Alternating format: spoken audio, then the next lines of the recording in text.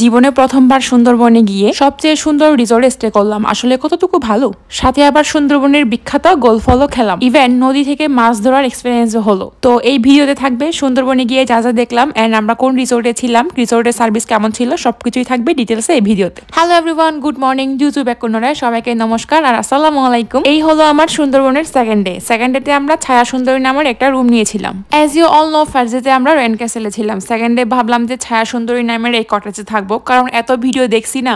Complimentary হিসেবে থাকছে brush, সাবান, শ্যাম্পু অ্যাজ ইউজুয়াল যেগুলো একটা রিসোর্টে থাকে। আর এই হচ্ছে তাদের ব্যালকনি। আমার এমন অবস্থা হয়েছিল না, ব্যালকনিতে গেলে আর রুমে আসতে ইচ্ছা করে না, রুমে আসলে আর ব্যালকনিতে যাইতে ইচ্ছা করে না, কারণ ব্যালকনির ভিউটা জাস্ট জোস। ইভেন ব্যালকনির ভিউ থেকে নিচেই তাকালে দেখতে পাবেন কাঁকড়া, চিংড়ি, ভাগ্যে থাকলে কুমিরও দেখতে পাবেন। তো রুমটা ভিজিট করার পরে আমরা একটু ক্যারামও খেললাম, আমি আর আমার ভাইপো। এরপরে চলে যাব আর একটা রুম দেখাতে, যারা ফ্রেন্ড সার্কেল নিয়ে আসতে চাচ্ছেন তাদের জন্য মেইনলি। এই সুন্দর কটেজটার নাম ছিল ধামারি। দেখতেই পাচ্ছেন এখানে ফুল 14 থেকে 15 জন থাকা যাবে। তারা মেইনলি টার্গেট করেছে ফ্রেন্ড সার্কেল বা ব্যাচেলরদের জন্য এই রুমটা। ইন্টারেস্টিং পার্ট হচ্ছে তাদের এই রুমের সাথে ওয়াকওয়েও দেওয়া আছে, তো সকাল সকাল ঘুম থেকে উঠে এখানে একদম মর্নিং ওয়াক করতে পারবেন। বাই দা ওয়ে, আমরা কিন্তু সুন্দরবনের সুন্দরী ইকো রিসোর্টে স্টে করেছিলাম। তো এবার বের হয়ে গেলাম ক্যানাল ক্রুজিং এ, ফিশিং এর উদ্দেশ্যে। গাইস, আমরা এখন ক্যানাল ক্রুজিং এ যাচ্ছি।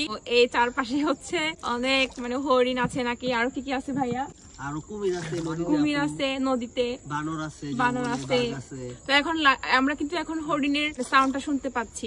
গাইস, আপনারা আগে শুনতে পাচ্ছেন জঙ্গলের সাউন্ড। অনেস্টলি অনেক ভয়ে ছিলাম, এরপরে জাল ফেলে দিল মামা। তো মেইনলি নদী থেকে যা পাবো সেগুলাই হচ্ছে সেদিন রান্না করে খাবো, এরকম একটা চ্যালেঞ্জ নিয়েছিলাম। তো এখান থেকে যা যা চিংড়ি পাবো সেগুলাই আজকে দুপুরের খাবারে রান্না হবে। এবার আমরা ক্যানাল ক্রুজিং শেষে ব্রেস্ট টেস্ট নিয়ে এবার দুপুরে একটা লাঞ্চে চলে গেলাম। লাঞ্চে তো এলাহি আয়োজন, চিকেন ছিল, ভাঙ্গাল মাছ ছিল, টাটিনা ফিশ ছিল, সবজির আইটেম অনেক কিছু ছিল। সো আমি ঠিক করি ইনস্ট্যান্ট, চিটাংয়ে তো অলওয়েজ চিকেন খাওয়া হয়, বাট এই মাছগুলা কিন্তু আমাদের পাহাড়ে বলেন বা চিটাংয়ে বলেন খুবই রেয়ার। তো এই হলো নদী থেকে ধরা বাগদা চিংড়ি। অনেস্টলি তাদের খাবার দাবারের আয়োজনের থেকেও তাদের খাবার দাবারের টেস্ট নিয়ে আমি কথা বলতে ইচ্ছুক, কারণ তাদের খাবারের টেস্ট নিয়ে কোনো কম্প্রোমাইজ হবে না। সো আমি সবাইকে হাইলি রিকমেন্ড করবো এখানে আসার জন্য। And thanks me later. এবার হচ্ছে আমি সন্ধ্যার ভিউ দেখাবো। তো বারবিকিউর সময়ে আমরা চিকেনটা নিয়েছিলাম। বারবিকিউ শেষে আবার এখানে গানের আয়োজন করা হয়।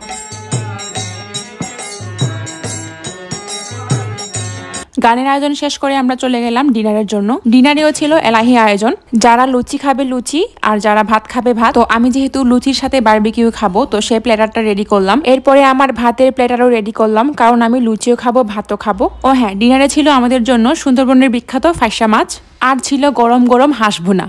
তো আপনাদের কিন্তু লুচি আর ভাত দুইটা থেকে একটা সিলেকশন করতে হবে। তো এইভাবেই মূলত আমাদের ডিনার শেষ হয়ে যায়। এরপরে আর একটা দিনে সকাল শুরু হয়। রিসোর্ট নিয়ে কিন্তু কম্প্রোমাইজ হবে না। তো আজকে হলো আমাদের শেষ দিন।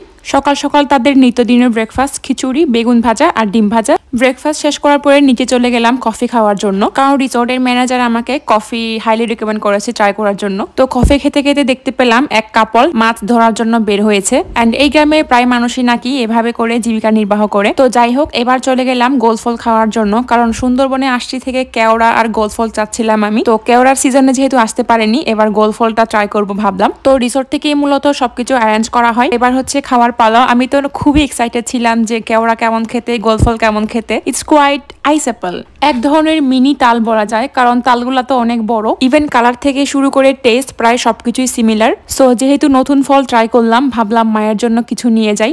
এনিওয়েজ গাইস, এখন হচ্ছে বিদায়ের পালা।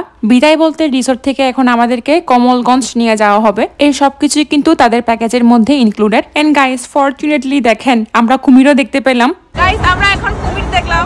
ভাই কুমিরটা দেখাবে একটু। তো এই হচ্ছে কমলগঞ্জ, এখানে হচ্ছে আমাদের ট্যুর শেষ। কমলগঞ্জ ঘোরাঘুরির পরে চলে যাব ডিরেক্টলি মংলাতে। মংলা থেকে ডিরেক্টলি ঢাকা, ঢাকা থেকে চিটাগাং। হরিণগুলোকে দেখেই বেশ মায়া লাগলো। সেদিন থেকে ভাবলাম হরিণের মাংস আর খাবো না। তো আমি আর পহেল আমার ভাইপো মিলে খুবই এনজয় করেছি। তারপরে যেতে যেতে আর একটা কুমির দেখলাম। তো কমলগঞ্জে এসে এত পরিমাণ গাছগাছালি দেখে মনে হচ্ছিল আমি আসলেই সুন্দরবনে। তো বানরগুলাকে দেখে মায়া হলেও সাহসে পাইনি যে তাদের খাবার খাওয়াবো। এরপরে সুন্দরবনের ডাব খাবো না তা কি হয়, ডাবও ট্রাই করে ফেললাম। রিসোর্ট থেকে যে বোটে করে কমলগঞ্জ পাঠানো হয়, সেই বোটে করে আমাদেরকে মংলা পৌঁছে দেওয়া হবে। তো আমার সুন্দরবনের ট্রিপ এই পর্যন্ত। সবাই ভালো থাকবেন, সুস্থ থাকবেন। Bye bye, tata.